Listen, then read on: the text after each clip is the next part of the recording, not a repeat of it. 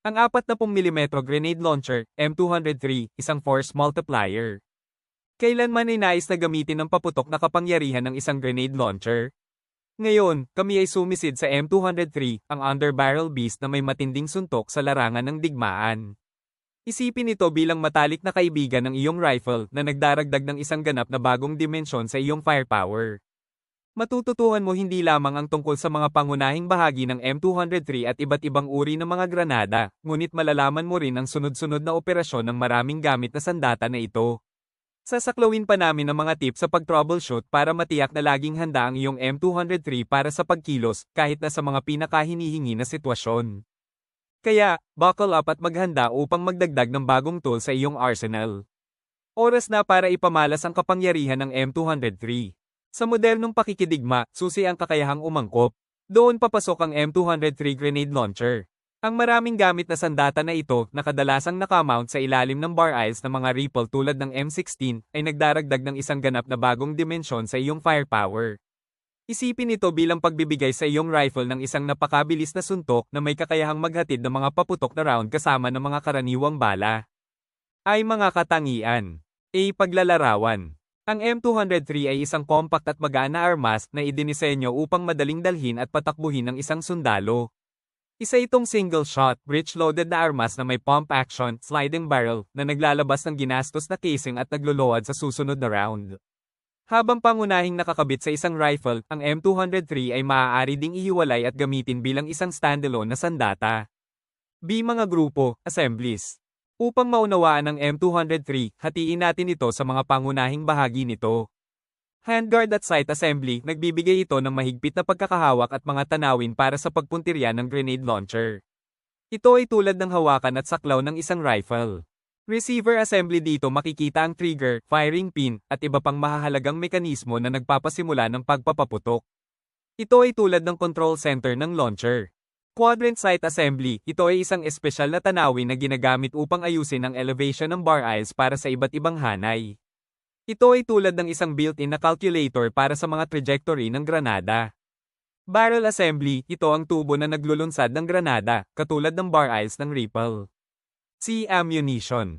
Gumagamit ang M203 ng nakaperming uri ng bala, ibig sabihin ay permanenteng nakakabit ang projectile at cartridge case. Ito ay naiiba sa isang rifle cartridge kung saan ang bala ay hiwalay sa casing. Pinapasimple ng nakaperming bala ang proseso ng pagluluhod at tinitiyak ang maasahang operasyon. Napatunayan ng M203 ang kahalagahan nito sa maraming salungatan, mula sa mga gubat ng Vietnam hanggang sa mga labanan sa kalunsyaran ng modernong panahon. Ang kakayahang maghatid ng mga paputok na firepower sa maikli hanggang katamtamang mga saklaw ay ginagawa itong isang mahalagang asset sa iba't ibang mga tactical na sitwasyon. Sa Pilipinas, ang M203 ay ginamit ng sandatahang lakas sa iba't ibang mga operasyong kontra-insurhensya na nagbibigay sa mga tropa ng pinahusay na lakas ng putok laban sa mga nakabaon na kaaway. Ang pag-unawa sa mga katangian at sangkap ng M203 ay ang unang hakbang patungo sa pagmaster ng makapangyarihang sandata na ito. Susunod, susuriin natin ang iba't ibang uri ng bala nito at matutunan kung paano ligtas at epektibong patakbuhin ang force multiplier na ito. Ang M203 grenade launcher, mga variant at specs. Habang mas malalim ang ating pagsisiyasat sa mundo ng M203 grenade launcher, tuklasin natin ang iba't ibang uri ng bala na maaari nitong paputukin at mahawakan ang mahahalagang istatistika nito. Bibigyan ka ng kaalamang ito ng kapangyarihang gumawa ng matalinong mga pagpapasya sa larangan ng digmaan, pagpili ng tamang granada para sa tamang sitwasyon. A. Mga uri ng 40mm grenades. Ang M203 ay hindi lamang isang one-trick pony. Maaari itong magpakawala ng iba't ibang 40mm grenade, bawat isa ay may natatanging katangian at layunin. High explosive, HE, ito ang karaniwang anti-personnel grenade na idinisenyo upang magkapira-piraso sa epekto na magdulot ng mga casualty sa loob ng radius na humigit kumulang 5 metro. Ito ay tulad ng isang maliit na bomba na naglalabas ng isang pagsabog ng mga shrapnel upang i-neutralize ang mga kalaban. Training multiple projectile, buckshot, isipin ang isang putok ng baril ngunit sa anyo ng granada. Ang round na ito ay naglalabas ng maraming maliliit na projectiles para sa mga layunin ng pagsasanay na ginagaya ang pagkalat ng isang HE grenade na walang lakas ng pagsabog. Illuminating and signaling, ang mga dalubhasang granada na ito ay ginagamit para sa pag-iilaw sa larangan ng digmaan sa gabi o pagbibigay ng senadorya sa mga mapagkaibigang puwersa. Ang mga ito ay tulad ng mga flare na nagbibigay ng kinakailangang liwanag o pagbibigay ng senadorya sa iyong posisyon. Di pangkalahatang data. Pag-usapan natin ang mga numero. Ang pag-unawa sa mga detalye ng iyong M203 ay mahalaga para sa tumpak at epektibong paggamit. Weapon. Length of launcher, 15 and 5/16 inches. Length of barrel, 12 inches. Weight, unloaded, approximately 3 pounds. Weight, loaded, approximately 3.5 pounds. Disassembly. Mayroong dalawang uri ng M203 disassembly, pangkalahatan at detalyado. Pangkalahatang disassembly ang karaniwang gagawin mo bilang isang sundalo sa field para sa paglilinis at pagpapanatili. Barrel removal. Mayroong dalawang mga paraan upang alisin ang pagpupulong ng bar aisles. A. Depress at slide. I depress lang ang barrel latch at I slide ang barrel assembly pasulong. Parang nagbukas ng drawer. B. Alisin ang handguard. Kung kailangan mo ng karagdagang clearance, maaari mong alisin muna ang handguard at sight assembly. Pagkatapos, pindutin ang barrel latch at I-slide ang assembly pasulong. Sa pamamagitan ng pag-unawa sa iba't ibang uri ng bala at sa mga pagtutukoy ng M203, magkakaroon ka ng kagamitan upang magamit ang maraming gamit na sandata na ito ng epektibo sa iba't ibang sitwasyon ng labanan. Tandaan, ang kaalaman ay kapangyarihan sa larangan ng digmaan at ang pag-alam sa iyong sandata sa loob at labas ay isang mahalagang hakbang patungo sa tagumpay. Pagpapatakbo ng M203 grenade launcher, isang step-by-step na gabay. Mga sundalo, sumabak tayo sa aksyon ng pagpapatakbo ng M203 grenade launcher. Isipin ito tulad ng pag-aaral na magmaneho ng isang stick shift, maaaring mukhang komplikado sa una, ngunit sa pagsasanay, ito ay nagiging pangalawang kalikasan. Operasyon, ang paghahanda ay susi. Bago mo mailabas ang firepower ng M203, ang ilang mga pagsusuri ay mahalaga. Check the bore, tiyaking malinis ang bar aisle sa anumang mga sagabal tulad ng dumi o mga labi. Ito ay tulad ng pagsuri sa daan kung may mga balakid bago magsimula ng paglalakbay. Check the launcher, siyasatin ang launcher para sa anumang pinsala o maluwag na bahagi. Maaaring maiwasan ng masusing pagsusuri ang mga malfunction at matiyak ang iyong kaligtasan. Inspect for defective parts, maghanap ng anumang mga bitak, dents, o iba pang mga palatandaan ng pinsala. Tulad ng isang mekaniko na nag-inspeksyon ng kotse bago ang isang karera, dapat mong tiyakin na ang iyong M203 ay nasa mataas na kondisyon bago magpaputok. B. Functioning, the 8-step dance. Ang operasyon ng M203 ay isang pagkakasunod-sunod ng 8 hakbang, katulad ng 8 bilang sa isang dance routine. Hatiin natin sila. Unlocking, magsimula sa pamamagitan ng pagpindot sa barrel latch at pag-slide ng barrel assembly pasulong. Ito ay tulad ng pag-unlock ng pinto bago ito buksan. Cocking, ang pagcocking ng M203 ay kasing simple ng pagbubukas ng bar aisles. Kapag ini-slide mo ang bar aisles pasulong, maraming bagay ang mangyayari. Ang barrel latch ay humihiwalay na nagpapahintulot sa bar aisles na lumipat. Ang cocking lever na nakaling sa extension ng bar aisles ay itinutulak pababa na ikinakabit ang firing pin. Ang tagasunod, isang bahaging puno ng tagsibol, ay umuusad, pagkatapos ay paatras kapag bumalik ang bar aisles na itinutulak ang anumang ginastos na pambalot sa daan. Ang firing pin ay nahuhuli ng trigger sear na inihahanda ang launcher para sa pagpapaputok. Extraction, habang binubuksan mo ang bar aisles, kinukuha ng extractor claw ang walang laman na casing at hinaila ito palabas ng chamber. Ejection, ang walang laman na pambalot ay itutulak palabas ng tagasunod. Loading, mano-manong magpasok ng bagong granada sa pigi. Ito ay katulad ng pagkarga ng musket noong unang panahon. Chambering, habang isinasara mo ang bar aisles, ang granada ay itinutulak sa silid, handa na para sa pagpapaputok. Locking, ang barrel latch ay sumasali, sinisigurado ang bar aisles sa lugar, at ang cocking lever ay muling nakikipag-ugnayan sa extension ng bar aisles na tinatapos ang proseso ng pagsasara. Ito ay tulad ng paglock at pagkarga ng isang flintlock pistol. Firing, sa wakas, kapag hinaila mo ang gatilyo, ang sear ay naglalabas ng firing pin na tumatama sa primer, nag-aapoy sa propellant at naglulunsad ng granada.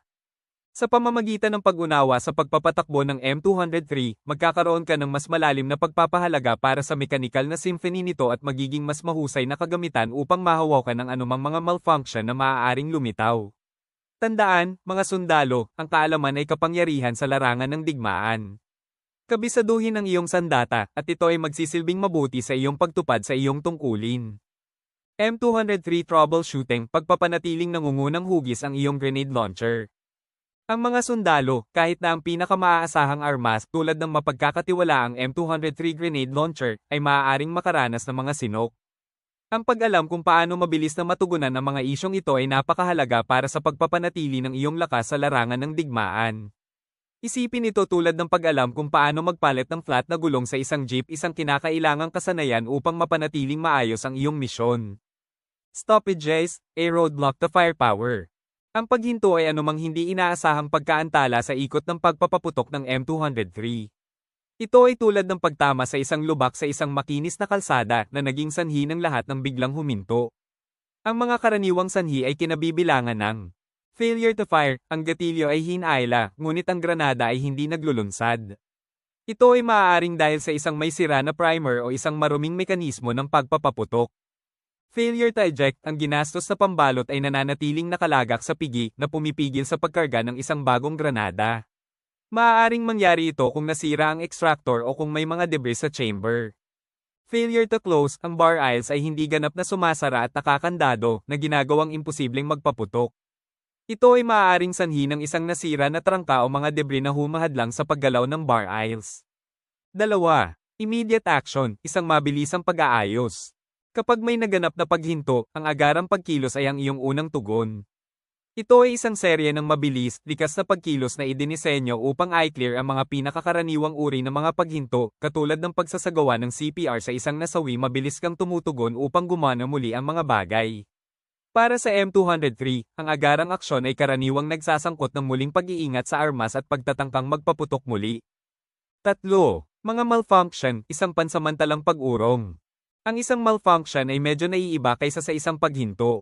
Ito ay isang pagkabigo ng armas upang gumana ng maayos, ngunit hindi ito kinakailangang ganap na masira ang cycle ng operasyon. Isipin ito bilang isang sputtering engine, tumatakbo pa rin ito, ngunit hindi sa pinakamahusay nito. Dalawang uri ng mga malfunction na maaari mong makaharap sa M203 ay hang fire, ito ay isang pagkaantala sa pag-aapoy ng propellant. Parang makina ng sasakyan na umiikot ngunit hindi agad bumubukas. Misfire, ito ay ganap na kabiguan sa pagpapaputok. Parang hindi umiikot ang makina ng sasakyan kapag pinahihit mo ang susi. V. Pagpapanatili, pinakamatalik na kaibigan ng iyong sandata. Kung paano ang isang mahusay na pinapanatili na makina ay tumatakbo ng mas maayos at mas mahaba, ang isang mahusay na pinapanatili na M203 ay mas maaasahan at epektibo. Kasama sa pagpapanatili ang paglilinis, pagsisiyasat para sa pinsala, pagpapadulas, at pagkukumpuni. Narito ang kailangan mo. Mga materyales sa paglilinis, ang rifle bore cleaner, RBC, at dry cleaning solvent, SDS, ay mahalaga para sa paglilinis ng iyong M203. Lubricant, pangkalahatang layunin ng lubricating oil ang iyong gota para mapanatiling maayos ang paggalaw ng mga bagay. Sa isang kurot, maaari mong gamitin ang SAE-10 o kahit na langis ng motor. Tandaan, mga sundalo, ang iyong M203 ay isang makapangyarihang kasangkapan, at tulad ng anumang kasangkapan, kailangan ito ng wastong pangangalaga upang gumana ng pinakamahusay. Ang regular na paglilinis, inspection, at pagpapadulas ay hindi lamang mga gawaing bahay, mahalaga ang mga ito para sa iyong kaligtasan at tagumpay sa larangan ng digmaan. Ito ang mga hakbang para i-disassemble ang M203. So, ang hinawakan ko na barrel is R4 attached with M23. So, ito yung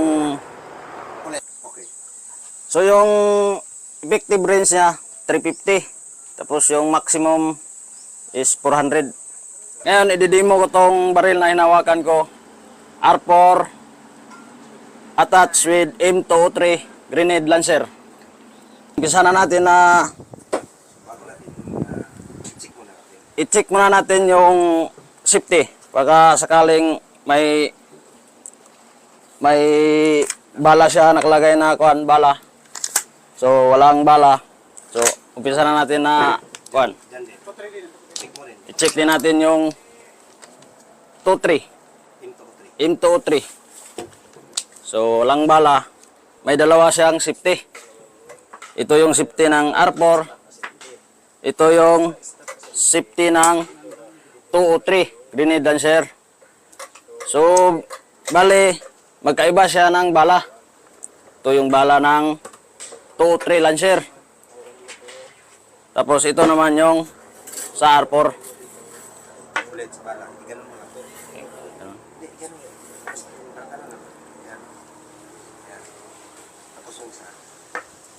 Tapos ito, assemble natin yung 2-3 lancer. Tanggalin natin. So, sa pagpaputok nito at pag-sight, i-angle mo lang siya para makuha mo yung kung ilang meters yung tatama ng bala. At saka matamaan yung enemy. Ano yung isa-side mo dyan sa pagkakasasal? Sundalo, ngayon ay malalim na ang iyong pagsisid sa puso ng isang mabigat na sandata, ang M203 grenade launcher. Natutunan mo hindi lamang ang mga bahagi at detalye nito kundi pati na rin ang kasaysayan nito sa mga salungatan sa buong mundo, kabilang ang mahalagang papel nito sa pagsuporta sa sarili nating Armed Forces of the Philippines. Naging pamilyar ka sa sayaw ng 8-cycle function nito, isang balay ng metal at firepower. At, marahil ang pinakamahalaga, natutunan mo kung paano ay troubleshoot ang mga hindi inaasahang hiccup na iyon, ang mga malfunction at stoppage na maaaring mangyari kahit na may pinakamaasahang armas.